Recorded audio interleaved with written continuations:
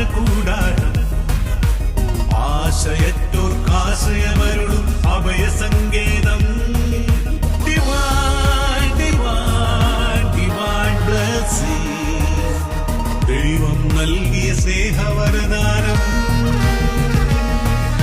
Divine, divine, divine.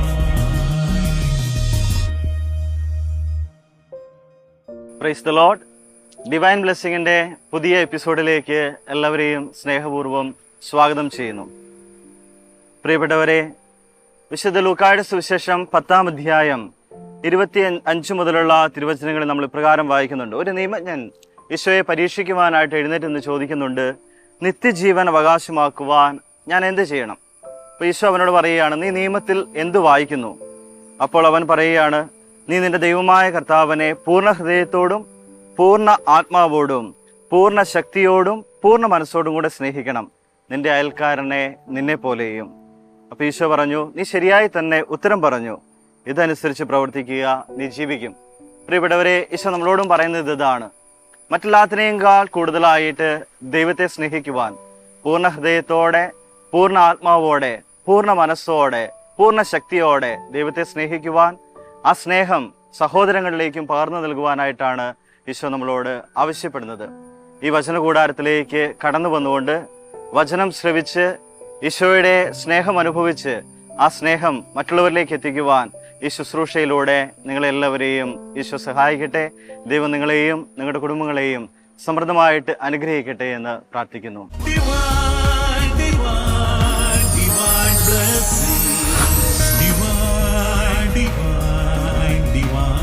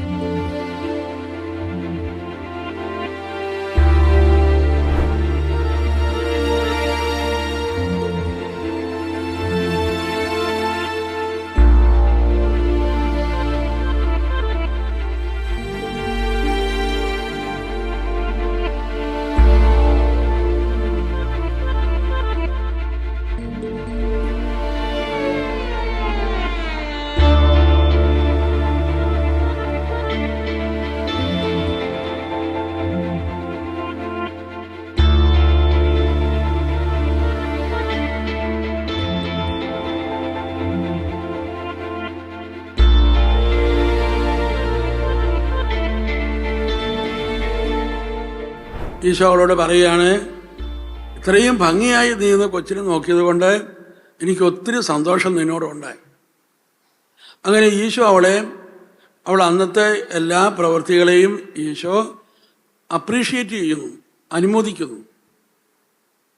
അങ്ങനെ ഈശോയുടെ കയ്യിലേക്ക് കൊച്ചിനെ മടക്കി കൊടുത്ത് അവൾ കിടക്കുന്നു. അങ്ങനെ എല്ലാ ദിവസവും ഈശോയുടെ കയ്യിൽ നിന്ന് വാങ്ങിക്കുന്നു. എല്ലാ ദിവസവും ഈശോയുടെ കയ്യിലേക്ക് മടക്കി കൊടുക്കുകയും ഈശോ നൽകുന്ന അനുമോദനവും അംഗീകാരവും അവൾ സ്വീകരിക്കുകയും ചെയ്യുന്നു. ഇങ്ങനെ ഒരു 3-4 മാസം കൊണ്ട് കഴിഞ്ഞില്ല. ആ സഹോദരി പറയുന്നത്, ചിന്തിക്കാൻ പറ്റാത്തവണ്ണം വലിയ മാറ്റമാണ് ഈ ഓട്ടിസം ഹൈപ്പർ ആക്ടിവിറ്റിയൊക്കെ ഉള്ള ഈ കൊച്ചിന് സംഭവിച്ചത്. വലിയ മാറ്റം ഉണ്ടായി. ഇന്ന് ഒത്തിരി മാതാപിതാക്കന്മാർ മക്കളെക്കുറിച്ച് ഓർത്ത് കരഞ്ഞ് വിഷമിച്ചിരിക്കുന്നവരാണ്. അവർ മക്കളുടെ അവസ്ഥയെക്കുറിച്ച് ഓർത്ത് കരഞ്ഞുകൊണ്ടിരിക്കുകയാണ്. അതുകൊണ്ട് അവരോ മക്കൾക്കോ ഒരു പ്രയോജനവുമില്ല. നമുക്ക് മക്കളെ വളർത്തണമെങ്കിൽ നമ്മളും വളരണം. മാതാപിതാക്കന്മാർ വളരുക എന്നത് വളരെ പ്രധാനപ്പെട്ട ഒരു കാര്യമാണ്. പക്ഷെ പല മാതാപിതാക്കന്മാരും വളരാറില്ല. അതുകൊണ്ട് എന്ത് സംഭവിക്കുന്നു? മക്കളുടെ പ്രോബ്ലമുകളൊന്നും വേണ്ട രീതിയിൽ കൈകാര്യം ചെയ്യുവാൻ, അഡ്രസ്സ് ചെയ്യുവാൻ കഴിവില്ലാത്തവരായി തീരുന്നു മാതാപിതാക്കന്മാർ. പ്രേസരമാണ്. ഉദാഹരണം പറഞ്ഞാൽ, ഒരു 12 വയസ്സ് വരെ എല്ലാ മാതാപിതാക്കന്മാർക്കും ഒരു പൊസസീവ് ലവ് ഉണ്ടാവും. എൻ്റെ മോൻ, എൻ്റെ മോൾ, അത് 12 വയസ്സ് വരെ എല്ലാ മാതാക്കന്മാർക്കും ഉണ്ട്. പക്ഷെ അതിന് ശേഷം ഈ പൊസസീവ് ലവിന് പ്രസക്തിയില്ല. അത് നമ്മൾ കളയണം. അത് കളഞ്ഞാണ് നമ്മൾ വളരേണ്ടത്.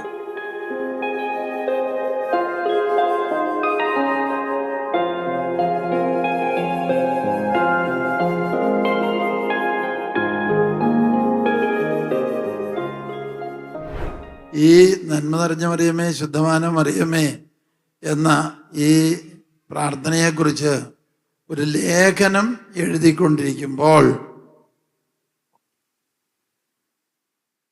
കണ്ണടച്ചപ്പോൾ ആകാശത്തില് ഒരറ്റം തൊട്ട് മറ്റേ അറ്റം വരെ ജ്വലിച്ചു നിൽക്കുന്ന ഒരു മഴവില്ല് ഞാൻ കണ്ടു.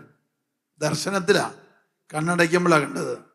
ആ മഴവിൽ ദർശനത്തിൽ ഇങ്ങനെ എഴുതിയിരിക്കുന്നു: ഇത് ലോകം മുഴുവനും വേണ്ടിയുള്ള പ്രാർത്ഥനയാണ്.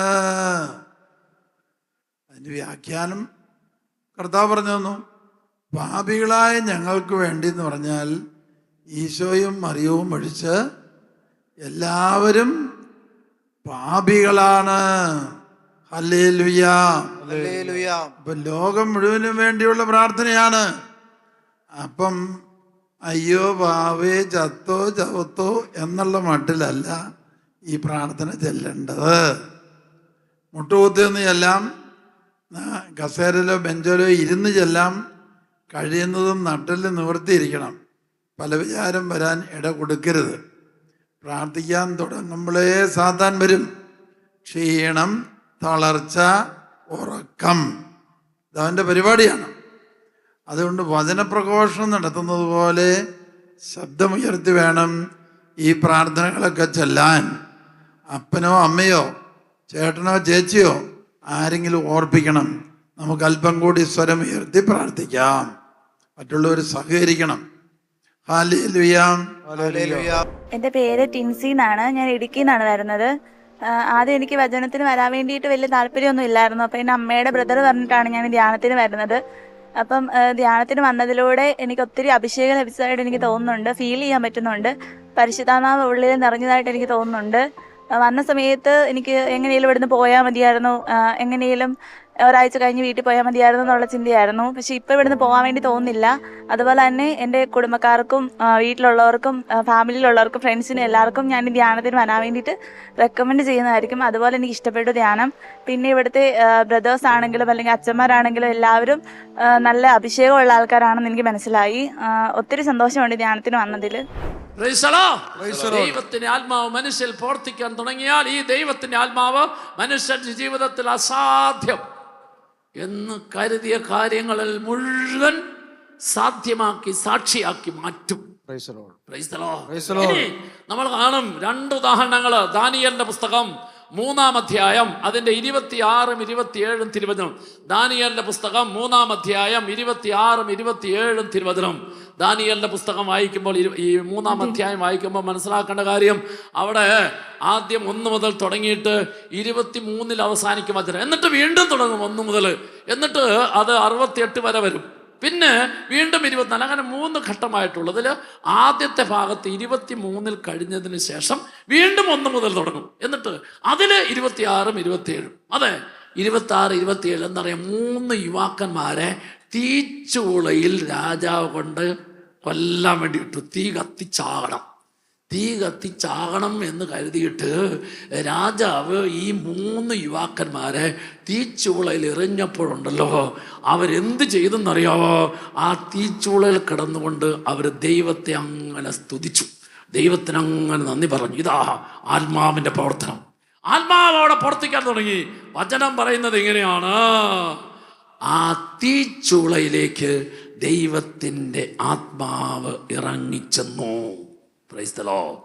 Hallelujah. Hallelujah. Hallelujah. ദൈവത്തിന്റെ ആത്മാവ് തീച്ചൂളയിലേക്ക് ഇറങ്ങിച്ചെന്നു. ഹല്ലേലൂയ. ഒന്ന്, ദൈവത്തിന്റെ ആത്മാവ് തീച്ചൂളയിലേക്ക് ഇറങ്ങിച്ചെന്നിട്ടുണ്ടല്ലോ. രണ്ടാമത്തെ കാര്യം, തീച്ചൂളയിൽ നിന്ന് തീജ്വാലയെ ആട്ടി അകറ്റി.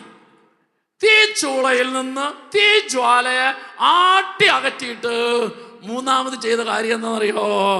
ആ തീച്ചൂളയുടെ മധ്യേ ജലകണങ്ങൾ നിറഞ്ഞ കാറ്റ് വീശുന്ന സ്ഥലം പോലെയായി. എന്ന് പറഞ്ഞാൽ എന്താണെന്നറിയോ? തീച്ചൂളയിൽ കിടക്കുന്ന അവർക്ക് AC ഇഫക്റ്റ്, എയർ കണ്ടീഷൻ കൊടുത്തുന്നു. Hallelujah, hallelujah. ഇതാണ് ദൈവത്തിന്റെ ആത്മാവിന്റെ പ്രവർത്തനം.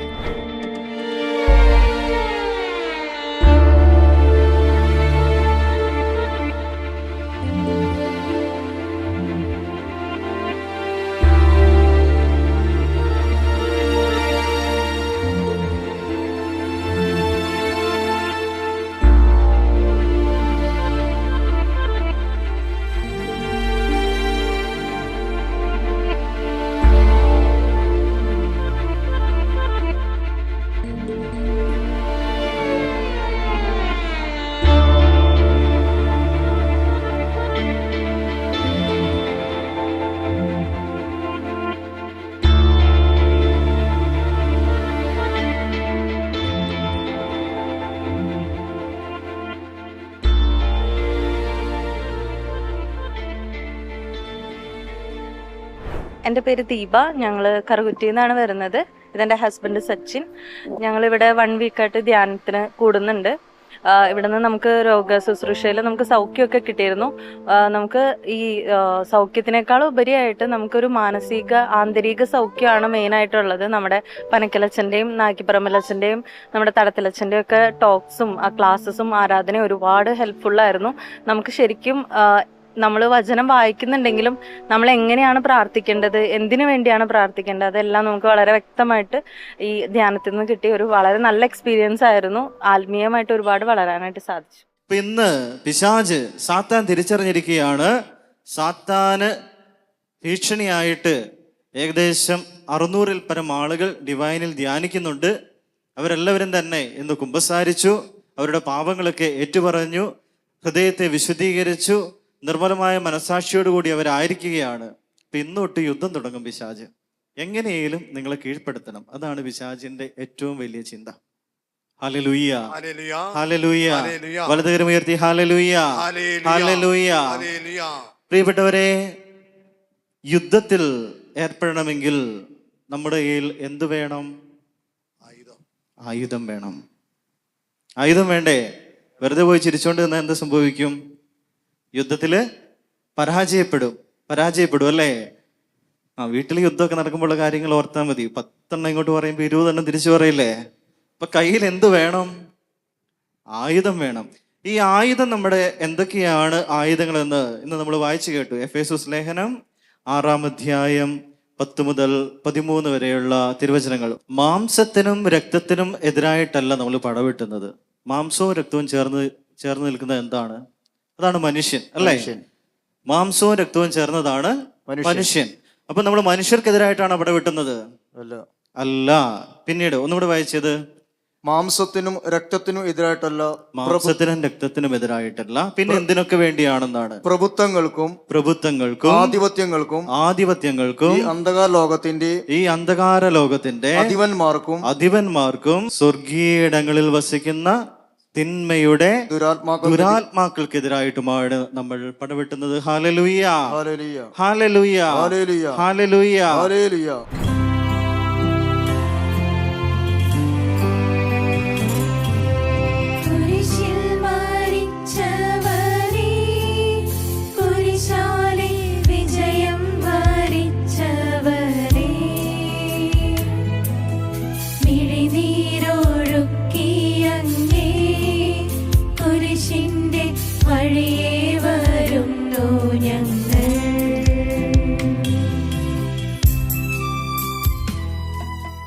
എൻ്റെ പേര് ഡിയോൺ. ഞാൻ ചാലക്കുടിയിലാണ് താമസിക്കുന്നത്. ഞാൻ എൻ്റെ അമ്മയുടെ കൂടെ ഈ ഡിവൈനിൽ ഞാൻ ധ്യാനത്തിന് വന്നതാണ്. വളരെയേറെ നല്ലൊരു അനുഭവം ഉണ്ടായിരുന്നു. കാര്യം എനിക്ക് ശാരീരികമായ രോഗങ്ങളൊന്നും ഇല്ലാതെ എങ്കിൽ പോലും എനിക്ക് ആത്മീയമായിട്ട് വളരെയേറെ വേദനയുണ്ടായിരുന്നു. കാരണം എനിക്ക് ദൈവമായിട്ട് ഒരു അടുപ്പം വേണമെന്നുണ്ടായിരുന്നു. പിന്നെ അങ്ങനെ കുറേ മുറിവുകളും ഉണ്ടായിരുന്നു.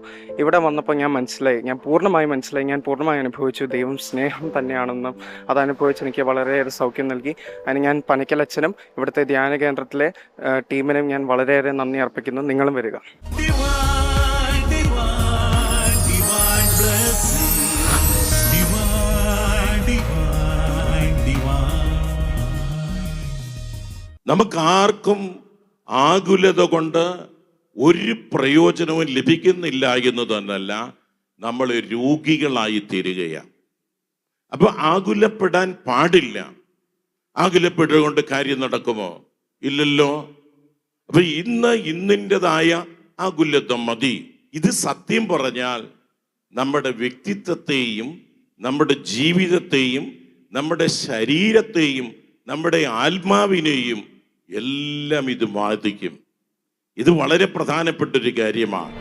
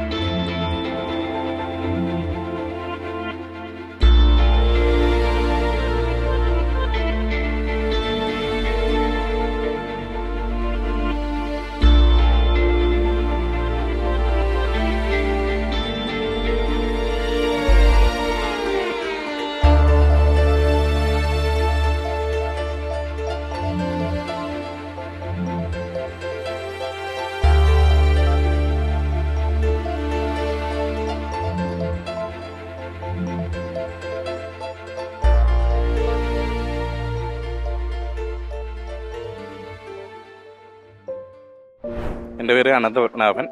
ഞാൻ ആലപ്പുഴയിൽ നിന്നാണ് വരുന്നത്. ധ്യാനം വളരെ അനുഗ്രഹമായിട്ടുള്ള ഒരു ധ്യാനമായിരുന്നു. ഞാൻ ആദ്യമായിട്ടാണ് ധ്യാനം കൂടുന്നത്.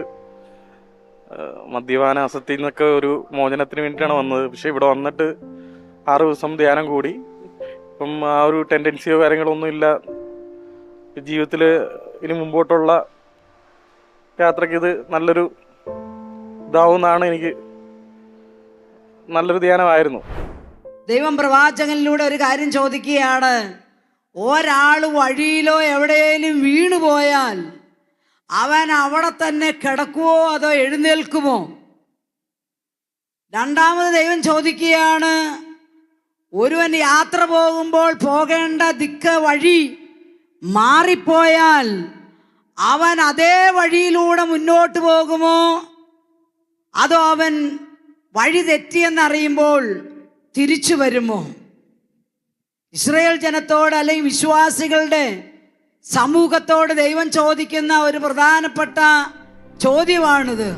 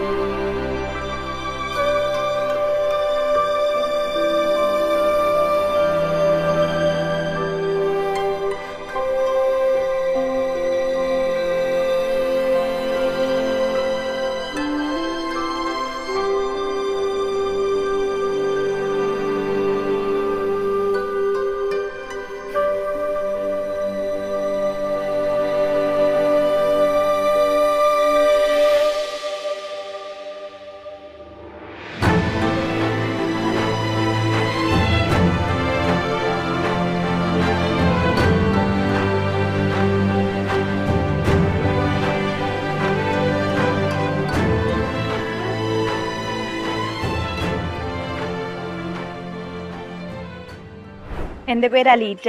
ഇതെൻ്റെ അമ്മയാണ്, ഇതെൻ്റെ അനിയനാണ്. ഞങ്ങൾ ആലപ്പുഴയിൽ നിന്ന് വരുന്നു. ഈ ധ്യാനത്തിലൂടെ വന്നതിലൂടെ ഞങ്ങൾക്ക് യേശുവിനെ രുചിച്ചറിയാൻ സാധിച്ചു. കൂടുതൽ യേശുവായിട്ട് അടുക്കാൻ സാധിച്ചു. മാനസാന്തരപ്പെടുന്ന ഒരു വ്യക്തിയുടെ ജീവിതത്തിൽ കർത്താവിൻ്റെ കൃപ മഴ പോലെ ചൊരിയും. ഒരു കുറവുമില്ലാതെ അത് നമുക്ക് അനുഭവിക്കാനായിട്ടും സാധിക്കും. അപ്പം ഈ മാനസാന്തരത്തെക്കുറിച്ച് നമുക്കൊന്ന് ചിന്തിക്കാം. മാനസാന്തരം എന്ന് പറഞ്ഞാൽ എന്താണ് എന്ന് ചിന്തിക്കുമ്പോൾ അത് യഥാർത്ഥമായിട്ടുള്ള മാനസാന്തരം ആന്തരികമായ ഒരു ഉറപ്പ്, നമ്മുടെ മനസ്സിൻ്റെ അല്ലെങ്കിൽ നമ്മുടെ ആന്തരിക വ്യക്തിത്വത്തിൽ നമ്മൾ എടുക്കുന്ന ഒരു ഉറപ്പ്, ഒരു തീരുമാനമാണത്. മനസ്സിൻ്റെ ഒരു മാറ്റമാണ്.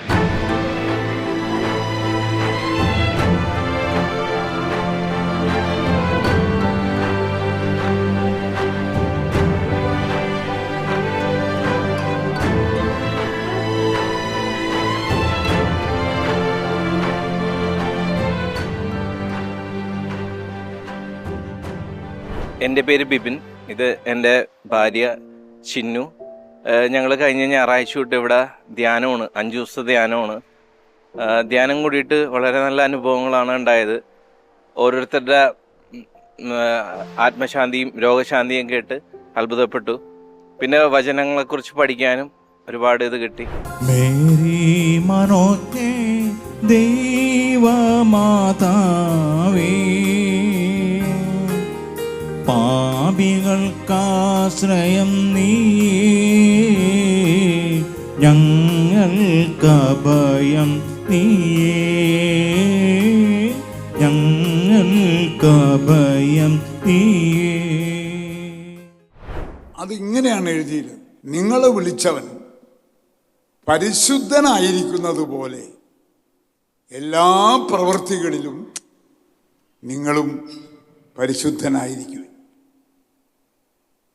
എന്നോട് പറയണതാ കർത്താവ്, നിങ്ങളോട് പറയുന്നതാ കർത്താവ്.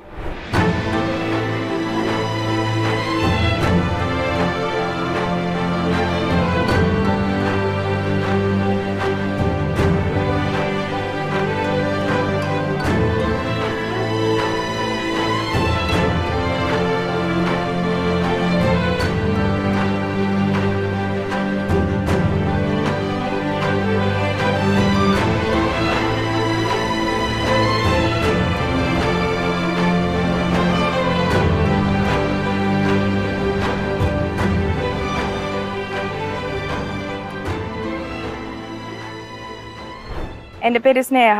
ഞങ്ങൾ പാവട്ടി ഇടവകയിൽ നിന്നാണ് ഇത് എൻ്റെ ഫാമിലിയാണ്.